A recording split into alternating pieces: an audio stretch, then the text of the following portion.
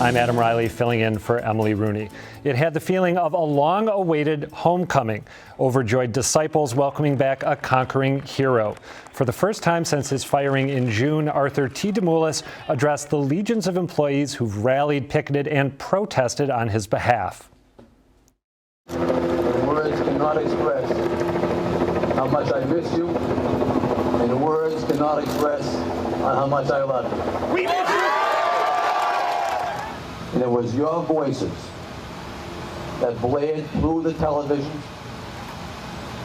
the radio, and the newspaper print to trigger this insurgence. And in that act, you displayed to everyone your unwavering dedication and desire to protect the culture of your company. You have demonstrated that in this organization, here in Market Basket, everyone is special. Down the road from the company's Tewksbury headquarters, the Market Basket warehouse is once again humming with activity as eager employees load dry goods onto trucks to restock the barren shelves of the grocery chain's 71 stores. I feel like I've hit the lottery because it's just when we had our futures on hold for so long. I mean, 6 weeks may not seem like that long, but when you don't know your future, it was forever. And you got these guys who own all the money, and they think because they have all the money that they can dictate to people what's right and what's wrong. And I don't think that that's fair. And we all stood against that, and we won. And it ain't too many times that happens. In fact, experts we've spoken with over the past few weeks couldn't think of another instance of workers rallying in support of their boss in quite this way. We'll delve deeper into the deal that ended the summer-long stalemate and examine the precedent set by this ordeal later in the show. But first, we wanted to know how the aisles look now that Arthur T. is back in charge. So I went to the store in Salem, Massachusetts to find out.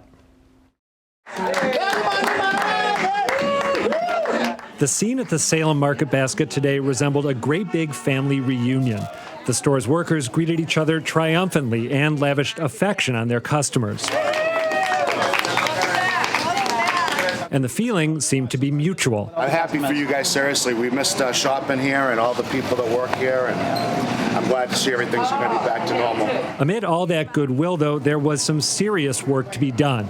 While plenty of the Salem Market Basket's shelves were well stocked, others weren't, with the fish and produce areas conspicuously bare.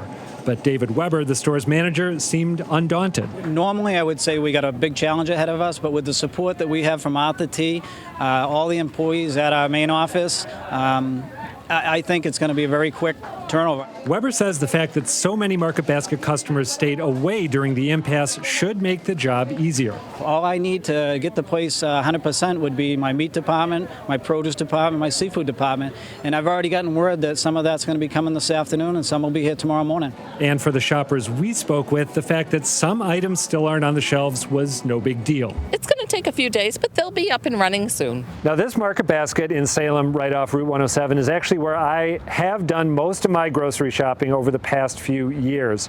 I haven't been here in weeks. Now that a deal's been reached, I'm going to go back in and see which of my staples they have on the shelves and what maybe still has to be stocked.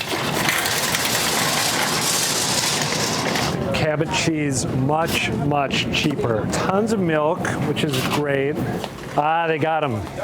Love it. Not too much bread yet. $3.69. There it is, the first trip back under my belt. And I gotta say, it feels like the rhythm of my life is back to normal. My first guests tonight have more than 60 years of service at Market Basket between them. Joe Schmidt is an operations manager who first joined us here in Greater Boston back on July 21st after he and 7 other managers were fired for organizing protests. And Linda Koulis works in Market Basket's accounting office and spent the last 6 weeks on the picket line. Welcome to both of you and congratulations. Thank you. It's a pleasure to be on your show. When did you get word that a deal was going to be done? Like everybody else, I think last night, between the Twitter feeds and whatnot, everybody was monitoring that. I myself got a phone call, and everything was confirmed that Arthur T. was back, and it was a proud moment. Where were you when you got the call? I was at my house. And what did you do? First of all, I was a little skeptical at first, just after 6 weeks of the ups and downs, you're not quite sure, but then, it sinks in, and then it's automatically you transition into, okay, it's go time. It's time to get back to work. It's time to get the stores back online and get things moving. Linda, how about you? How did you find out? Same thing. I was at home. Yeah. I watched the news, and again, cautious, because it's like we've had this roller coaster ride. I mean, we knew the deal was so close, and then I also got a call, and I just said, when can I come in? Were you too worried in the past several weeks that this was not going to work ultimately? I talked to a woman in Salem today, a single mom who had not been at work, was hurting financially, but told me that she was never worried at any point that you guys were going to win ultimately. Were you too worried? I think with the resolve of the associates of the company and everybody sticking together, I think everybody felt that, there was only one outcome, and it was going to be a positive outcome. And sometimes it takes a little bit of time to get exactly what you want, but at the end of the day, it worked out. Do you have any anxiety, Linda? No, I always knew we'd win. I knew it was, they always say it's going to get a lot harder before it gets better, and we just stuck together. You really genuinely always knew you were going to win? I mean, I understand it seems like it'd be easy to say that now, but I know, you're not but just saying it? I always did. I always knew. Well, in that case, let me ask you, and it sounds like I'm trying to accentuate the negative here. I'm really not, but are you worried that the deal that was made, especially with that $550 million in private equity money, the mortgages on market basket real estate, that it might change the culture that you guys have fought to protect? No. Not Why a not? chance. The resolve of the associates is even stronger now. It's put back in the hands of the people of the company to get the company back on track. The customers, they're the real key on this. They made a decision not to shop at our stores. They will make the same decision to come back. And I think that there'll be the curiosity factor of people that haven't experienced more for your dollar shopping to come in and see what it's all about. So we anticipate our sales will actually increase out of this. Linda, do you agree with that? Yes, I do. Yeah. Every call I got today was people were so glad that we were all back. They waited and they were so happy. I was really surprised. I mean, I know it's been clear over the past few weeks that people love the store and love shopping there, but the reaction I saw from the customers when we were up in Salem, just the eagerness with which they were, talking to the people on staff there, it took me by surprise. I hadn't expected that. So. Yeah, it's like an extension of the associate family. The customers are very much a part of it.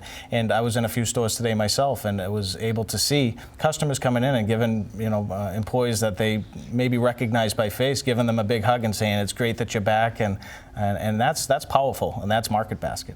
You guys, as you well know, are a non-union shop, and I'm wondering how you did a lot of the sort of organization, maybe relief of workers who were short on cash, getting messages out, communicating with people throughout this. Did you have to build up basically a communications infrastructure from scratch to be cohesive? How did that work?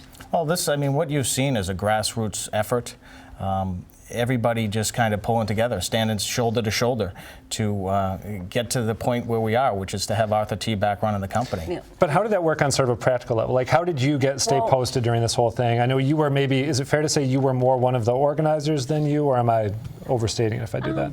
Well, we took our lead actually from the men there, the gentlemen that were fired.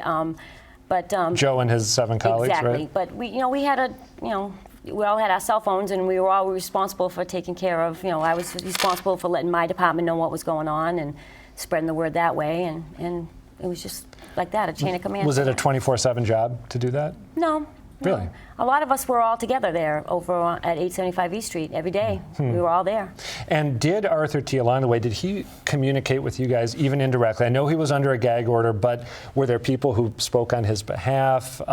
People who could say, Arthur T., we are pretty sure wants this now? No, and that's a common question in the media. Yeah. There seems to be a little bit of thought as to why didn't communication take place.